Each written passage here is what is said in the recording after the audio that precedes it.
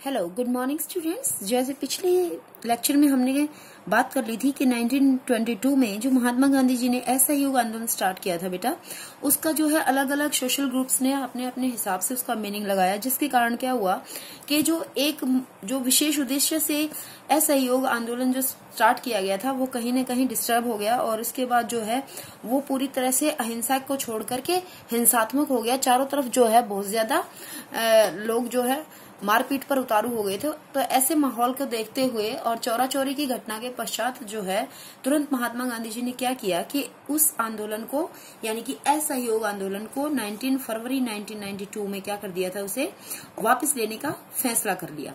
ठीक है, उनको लगता था कि आंदोलन जो है हिंसक होता जा रहा है और सत्याग्रहियों को व्यापक प्रशिक्षण की जरूरत है।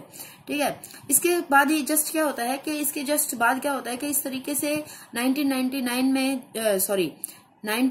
में गवर्नमेंट ऑफ इंडिया एक्ट के तहत एक प्रांतीय परिषद के गठन किया जाता है बेटा। ठीक है, उनको ऐसा लगता है कि अगर हम इसके अंदर जो है अगर हम इसके अंदर शामिल हो जाते हैं, इस परिषद के अंदर अगर हम शामिल हो जाते हैं तो कहीं ना कहीं हमें ब्रिटिश नीतियों के बारे में हमें पता लगेगा और हम उसमें अपने सुधार के लिए अपने सुझाव दे सकेंगे। और ऐसा सोच करके ये परिषदें जो हैं किस तरीके से अलोकतांत्रिक हैं या फिर ये किस तरीके से गलत नीतियां अपना रही हैं, हम इन सब के बारे में पूरी तरह से विरोध कर पाएंगे। ऐसा सोचकर के सीआर दास और मोतीलाल नेहरू ने परिषद राजनीति में वापस लौटने के लिए कांग्रेस के भीतर ही स्वराज पार्टी का गठन कर डाला। जवाहरलाल नेहरू और सुभाष चंद्र बोस जैसे युवा नेता भी ज्यादा उग्र जन आंदोलन और पूर्ण स्वतंत्रता के लिए दबाव बनाए हुए थे। ठीक है, इधर से जैसे आप बच्चों ने सुना हुआ है सुभाष चंद्र बोस जी का नाम, उन्हें यह था कि ये जो पूर्ण रूप से जो है शांति और अहिंसा के मार्ग पर चलकर ही हमें जो है आजादी प्राप्त नहीं हो सकती है।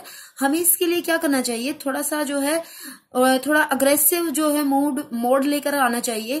फ्रीडम के लिए थोड़ा सा जो है उग्र जन आंदोलन करना चाहिए।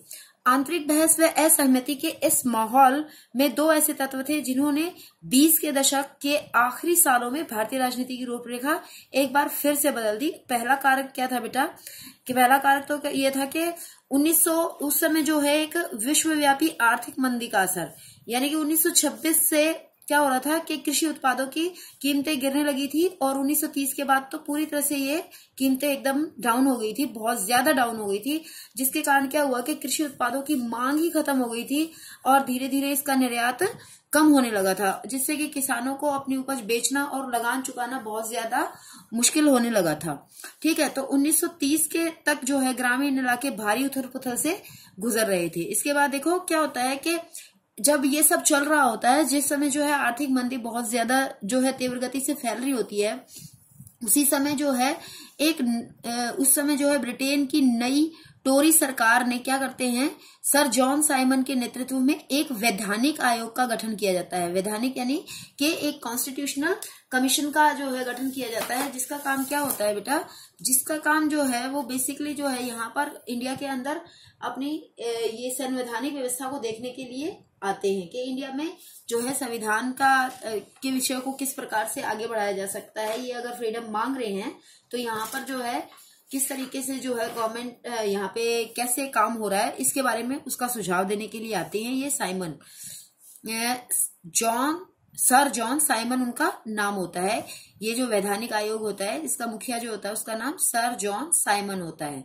राष्ट्रवादी आंदोलन के जवाब में गठित किए गए इस आयोग को भारत में संवैधानिक व्यवस्था की कार्यशैली का अध्ययन करना था और उसके बारे में सुझाव देने थे कि जो भारत में संवैधानिक व्यवस्था है कि भारत के अंदर जो संविधान बनने वाला है वो किस तरीके से फंक्शन करेगा, किस तरीके से काम करेगा, उसके बारे में। उसके अलावा जो है ये जो यहाँ पर नेशनल मूवमेंट चल रहे थे, जो यहाँ पर जो आंदोलन चल रहे थे, उनके बारे में भी ये डिस्कशन करने के लिए भारत में आए थे। तो इस आयोग में सबसे बुरी बात क्या थी कि इस आयोग में एक भी भारतीय नहीं था, सारे के सारे अंग्रेज थे।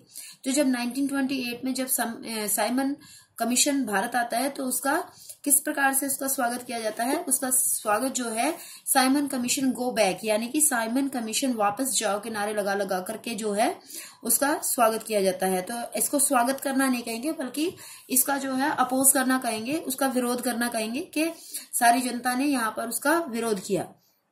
कांग्रेस और मुस्लिम लीग सभी पार्टियों ने प्रदर्शनों में अच्छे से हिस्सा लिया और इस विरोध को शांत करने के लिए वायसराय लॉर्ड इरविन ने अक्टूबर 1929 में भारत के लिए डोमिनियन स्टेट्स का गोलमाल सा ऐलान कर दिया। उन्होंने डोमिनियन स्टेट्स का क्या मतलब होता है कि डोमिनियन स्टेट्स मतलब होता है कि इसके ऊपर जो है भारत अपना राज खुद करेगा और भारत को जो है यहाँ की जो कार्यशैली होगी उसमें पार्टिसिपेट करने का, राजनीतिक जो गतिविधियां होंगी उसमें पार्टिसिपेट करने का पूरा मौका दिया जाएगा भारतीयों को। ठीक है, इस तरीके से उन्होंने इस बारे में कोई समय सीमा भी नहीं बताई। उन्होंने सिर्फ इतना कहा कि भावी संविधान के बारे में चर्चा करने के लिए गोलमेज सम्मेलन आयोजित किया जाएगा। इस प्रस्ताव से कांग्रेस के नेता संतुष्ट नहीं थे।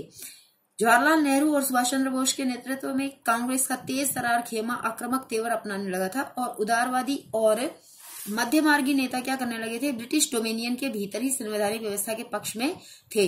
देखो जो पूरा जो है आपने पहले भी जानते हैं आप इसके बारे में, नरम दल और गरम दल के बारे में आपने सुना है। ठीक है, वो यहाँ पर वही बताने की कोशिश कर रहे हैं कि मध्यमार्गी जो थे यानी कि जो नरम दल वाले थे वो कहीं ना कहीं ब्रिटिश डोमिनियन के हक में थे और वो संविधान की जो व्यवस्था थी वो कैसे काम करेगी इसके बारे में वो शांतिपूर्वक जो है उस चीज को प्रमोट कर रहे थे, उस चीज को देख रहे थे। जबकि जो सुभाष चंद्र बोस जैसे जो नेता थे वो क्या हो गए थे, अब उनको थोड़ा जो है पहले से वो गुस्से में थे, अब उन्हें ये लगता था कि अब कुछ जो है अच्छा एक्शन होना चाहिए, भारत की आजादी को लेकर के कुछ बढ़िया डिसीजन होना चाहिए। ठीक है, तो दिसंबर 1929 में जवाहरलाल नेहरू की अध्यक्षता में कांग्रेस के लाहौर अधिवेशन में पूर्ण स्वराज की मांग को औपचारिक रूप से मान लिया गया। आप इसे अपनी बुक में अंडरलाइन कर लीजिए, दिसंबर 1929। यहाँ पर जो है ये क्वेश्चन आता है बेटा एक नंबर में, मैप के लिए भी आ सकता है ये क्वेश्चन आपको कि नेहरू की अध्यक्षता में कांग्रेस का अधिवेशन कहाँ पर हुआ। तो कांग्रेस का अधिवेशन लाहौर में हुआ था। पहली बार पूर्ण स्वराज की मांग कहाँ पर की गई थी, 1929 में जवाहरलाल नेहरू द्वारा लाहौर अधिवेशन के दौरान की गई थी। ठीक है, इस तरीके से जो है इस लाइन में से एक लाइन में से 2 या 3 तरीके से क्वेश्चन घुमा करके एग्जामिनर पूछ सकता है। तो आपको अच्छे से इसको ध्यान में रखना है और इसको आप जो है आंसर करेंगे। तय किया गया कि 26 जनवरी 1930 को स्वतंत्रता दिवस के रूप में मनाया जाएगा। तो यार जैसे कि आप ये लाइन देख रहे हैं 26 1930, तो जब हमारा देश जो है 26 जनवरी 1950 को जो है जब हमने अपना संविधान लागू किया तो उस समय जो है हमने 26 जनवरी को ही अपना जो है स्वतंत्रता दिवस के रूप में गणतंत्रता दिवस के रूप में हमने 26 जनवरी को इसीलिए लिया था क्योंकि कहीं न कहीं पहले से 26 जनवरी को एक महत्वपूर्ण दिवस के रूप में हम लोगों ने मान लिया था। ठीक है, तो उस दिन लोग पूर्ण स्वराज के लिए संघर्ष की शपथ लेंगे। ऐसा कहा गया था कि पूर्ण स्वराज की डिमांड जो है दिसंबर 1929 में की गई और उसके बाद ये कहा गया कि दिसंबर के बाद जैसे ही जनवरी आएगा 26 जनवरी 1930 को स्वतंत्रता दिवस के रूप में मनाया जाएगा और उस दिन लोग पूर्ण स्वराज के लिए संघर्ष की शपथ लेंगे। ठीक है, तो उस उत्सव की ओर बहुत कम ही लोगों ने ध्यान दिया। अब स्वतंत्रता के इस अमूर्त विचार को रोजमर्रा जिंदगी के ठोस मुद्दों से जोड़ने के लिए महात्मा गांधी जी को कोई और रास्ता ढूंढना था कि इतना सब कुछ होने के बावजूद भी जो है लोग इतने तेजी से आकर्षित नहीं हो रहे थे, आजादी के लिए जो है इतने उत्साहित नहीं थे। आंदोलन जो है इस तरीके से आंदोलन के विषय में वो सीख ही नहीं पा रहे थे जैसे कि गांधी जी उन्हें सिखाना चाह रहे थे। तो गांधी जी ने जो है अब एक नया तरीका ढूंढा देशवासियों को आकर्षित करने के लिए। 3.1 देखिए, नमक यात्रा और सविनय अवज्ञा आंदोलन। देश को एकजुट करने के लिए महात्मा गांधी जी को नमक एक शक्तिशाली प्रतीक दिखाई देता था। नमक क्या होता है बेटा, नमक जो है एक बेसिक बुनियादी जरूरत होती है प्रत्येक व्यक्ति की, चाहे कोई समाज में अमीर है गरीब है, सभी के लिए जो है नमक अत्यंत आवश्यक होता है। ये एक basic requirement of the food है। तो इसलिए जो है नमक को एक शक्तिशाली हथियार के रूप में यूज किया गया। 31 जनवरी 1930 को उन्होंने वायसराय इरविन को एक खत लिखा। उस खत में उन्होंने क्या लिखा, उसमें अपनी 11 मांगें बताई। इनमें से कुछ मांगे तो सामान्य थी जबकि कुछ मांगे उद्योगपतियों से लेकर किसानों तक विभिन्न तबकों से जुड़ी हुई थी। तबकों मतलब के अलग अलग स्तरों से जुड़ी हुई थी, अलग अलग जो है समाज के अलग अलग वर्गों से जुड़ी हुई थी। ठीक है, गांधी जी इन मांगों के जरिए समाज के सभी वर्गों को अपने साथ जोड़ना चाहते थे ताकि सभी उनके अभियान में शामिल हो सके। इनमें सबसे महत्वपूर्ण मांग नमक कर को खत्म करने की थी कि जो सॉल्ट टैक्स था उसको खत्म किया जाए, नमक कर को खत्म किया जाए, इसके ऊपर जो है कहा गया था। ठीक है, तो इसके बाद आगे क्या होता है बेटा, इसके बाद जो है आगे होता है कि नमक का क्या होता है। जैसे मैंने आपको स्टार्टिंग में बताया कि नमक का जो इस्तेमाल होता है वो अमीर गरीब सभी लोग जो है नमक का इस्तेमाल करते हैं।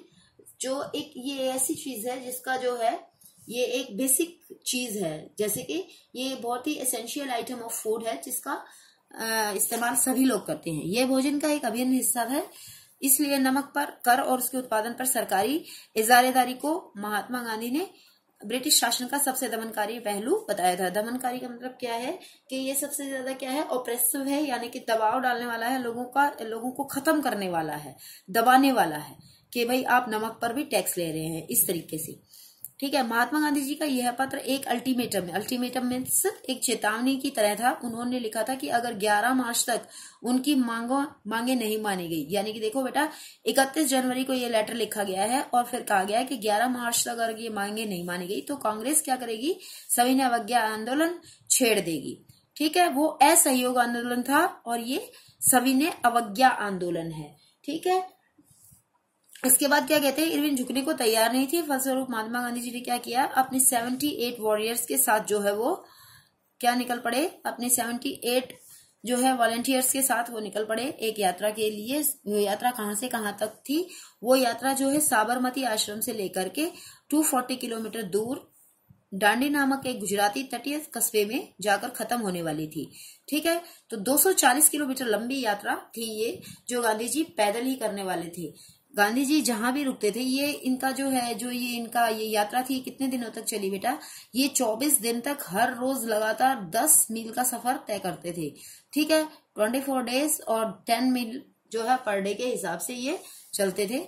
तो जहां भी ये रुकते थे वहां हजारों लोग आते थे और ये उनको सबको क्या करते थे, एड्रेस करते थे, उनको भाषण देते थे, उनको अपने विचारों से अवगत कराते थे कि वो किस प्रकार से भारत को स्वतंत्र कराने के पक्ष में हैं।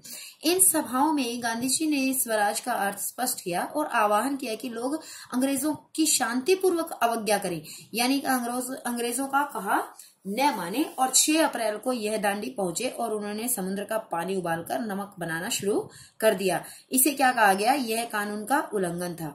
ठीक है, तो यहीं से क्या होता है शुरू, यहीं से हमारा जो है यहीं से स्टार्ट होती है सिविल डिसओबीडियंस मूवमेंट, यानी कि सविनय अवज्ञा आंदोलन की शुरुआत यहीं से होती है। तो यह आंदोलन असहयोग आंदोलन के मुकाबले किस तरह से अलग था, ये आपको पता होना चाहिए। इस बार लोगों को न केवल अंग्रेजों का सहयोग न करने के लिए बल्कि औपनिवेशिक कानूनों का उल्लंघन करने के लिए भी कहा गया था। देश के विभिन्न भागों में इसका अलग अलग असर देखा गया। देश के विभिन्न भागों में बेटा अलग अलग लोगों ने जो है नमक कानून को तोड़ा और सरकारी नमक कारखानों के सामने प्रदर्शन किए। आंदोलन फैला तो विदेशी कपड़ों का भी बहिष्कार किया, एज इट इज पहले की तरह दोबारा से फिर से वही सभी काम हुए। शराब की दुकानों की पिकेटिंग की गई, किसानों ने लगान और चौकीदारी पर कर चुकाने से इनकार कर दिया, गाँवों में तैनात कर्मचारी इस्तीफे देने लगे। बहुत सारे स्थानों पर जंगलों में रहने वाले लोगों ने भी क्या किया, वन कानूनों का उल्लंघन किया। वे लकड़ी बीनने और मवेशियों को चराने के लिए डायरेक्ट जो है आरक्षित वनों में, जो रिजर्व फॉरेस्ट थे बेटा, उसमें घुस जाते थे, जिसमें आदिवासियों को जाना बिल्कुल पूरी तरह से मना था। तो इस तरीके से जो है शांतिपूर्वक ये सब काम किए गए। तो इन घटनाओं से चिंतित औपनिवेशिक सरकार कांग्रेसी नेताओं को गिरफ्तार करने लगी। जैसे ये सारी चीजें होने लगी वापस से तो 1930 में, तो उस समय से जो है फिर जो हमारे यहाँ ब्रिटिशर्स थे, जो गवर्नमेंट थी, उसने क्या किया कि जो इम्पोर्टेंट ने, जो भी हमारे यहाँ के लीडर्स थे, उन सबको गिरफ्तार कर लिया जबरदस्ती। और बहुत सारे स्थानों पर हिंसक टकराव हुए, यानी कि आपस में मुठभेड़ भी बहुत सारी जगह हुई। अप्रैल 1930 में जब महात्मा गांधी जी के समर्थित साथी अब्दुल गफ्फार खान को गिरफ्तार किया गया तो गुस्साई भीड़ सशस्त्र बख्तरबंद गाड़ियों और पुलिस की गोलियों का सामना करते हुए सड़कों पर उतर आई। तो आप इसको अंडरलाइन कर लेंगे बेटा। ये जो है अब्दुल गफ्फार खान, जो एक इम्पोर्टेंट नाम है, ठीक है, जिसको खान अब्दुल गफ्फार खान कहते हैं, ये जो है ये इसको सीमांत गांधी के नाम से भी जाना जाता है। ठीक है, तो उसके बाद जो है बहुत सारे लोग यहाँ पे मारे गए। महीने भर बाद जब महात्मा गांधी जी को गिरफ्तार कर लिया गया तो शोलापुर के औद्योगिक मजदूरों ने अंग्रेजी शासन का प्रतीक पुलिस चौकियों, नगर भवनों, अदालतों, रेलवे स्टेशनों, सब जगह जो है हमला कर करके और बुरा हाल कर दिया। और दोबारा से भारतीय सरकार ने क्या किया, भारतीय सरकार ने जो है इन सबको पहले की तरह ही जो है निर्मम तरीके से इनको कुचलना शुरू कर दिया। और ये इतनी ज्यादा मारपीट हुई, इसमें लगभग 1 लाख से ज्यादा लोग जो है इनमें सारे मारे गए। जो बिल्कुल जो है जो ऐसे सत्याग्रही जो शांतिपूर्वक जो है हम ये कर रहे थे आंदोलन, उन सब पर हमला हुआ। ऐसे में एक बार फिर से महात्मा गांधी जी ने क्या किया, फिर से अपना आंदोलन वापस कर ले लिया और 5 मार्च 1931 में उन्होंने इरविन के साथ एक समझौते पर दस्तखत कर दिए। और इस गांधी इरविन समझौते के जरिए गांधी जी ने लंदन में होने वाले दूसरे गोलमेज में हिस्सा लेने पर अपनी सहमति व्यक्त कर दी। ठीक है, क्यों? क्योंकि देखो पहले का तो क्या कर चुकी थी गांधी जी, पहले का तो जो है कांग्रेस ने बहिष्कार कर दिया था पहली गोलमेज सम्मेलन का। तो जब दूसरी गोलमेज सम्मेलन हुई 5 मार्च 1931 में, तो उसमें ये कहा गांधी जी ने कि ठीक है, मैं इसमें जो है सेकंड राउंड टेबल कॉन्फ्रेंस जब होगी तो मैं उसमें जाऊंगा और उसमें मैं पार्टिसिपेट करूंगा। ठीक है, इसके बदले में क्या करेंगे, इसके बदले में जो है उन्होंने कहा कि वही हमारे जो जितने भी इम्पोर्टेंट नेता हैं उन सबको आप आजाद कर दीजिए। तो इससे सारे जो है वो भी खुश हो गए, बोले ठीक है, ये जो है मूवमेंट भी बंद हो गया है। और उसके बाद जो है गांधी जी ने इस पे साइन कर दिए हैं, तो इसका मतलब गांधी जी जो है अब हमारे यहाँ पर इसमें सम्मेलन में, इसमें कॉन्फ्रेंस में पार्टिसिपेट करेंगे, तो वो हमारी नीतियों के बारे में जान पाएंगे। ठीक है, इसके बाद दिसंबर 1931 में सम्मेलन के लिए गांधी जी लंदन गए और वहां वार्ता बीच में ही टूट गई और उन्हें निराश होकर वापस लौटना पड़ा। यहाँ आकर उन्होंने पाया कि सरकार ने नए सिरे से फिर से दमनकारी जो है अपना कार्यक्रम शुरू कर दिया है। गफ्फार खान और जवाहरलाल नेहरू दोनों ही जो इम्पोर्टेंट नेता थे उस समय के, दोनों ही कहाँ पर थे, वो वापस जेल में ही थे। और कांग्रेस को गैर कानूनी घोषित कर दिया गया था। ठीक है, और उसके बाद सभाओं, प्रदर्शनों और बहिष्कार जैसी गतिविधियों को रोकने के लिए सख्त कदम उठाए गए थे। भारी आशंकाओं के बीच महात्मा गांधी ने सविनय अवज्ञा आंदोलन दोबारा से शुरू कर दिया कि साल भर तक आंदोलन चला, लेकिन 1934 तक आते आते इसकी गति काफी धीमी पड़ गई। ठीक है बेटा, तो इस तरीके से जो है ये हमारा यहाँ तक जो है हमें ये पता लग गया कि किस तरीके से इम्पोर्टेंट जो हमारा ये सविनय अवज्ञा आंदोलन था वो कैसे 1934 तक आते आते धीमा पड़ गया, जिसकी स्टार्टिंग जो है 1930 में हुई थी। 6 अप्रैल 1930 में स्टार्ट हुआ, लेकिन वो धीरे धीरे क्या पड़ गया था, ये कमजोर पड़ गया था, एकदम मंदा पड़ गया था। ठीक है, नेक्स्ट टाइम बताएंगी हम, नेक्स्ट टाइम जो है मैं आपको बाकी का बताऊंगी। Okay, bye.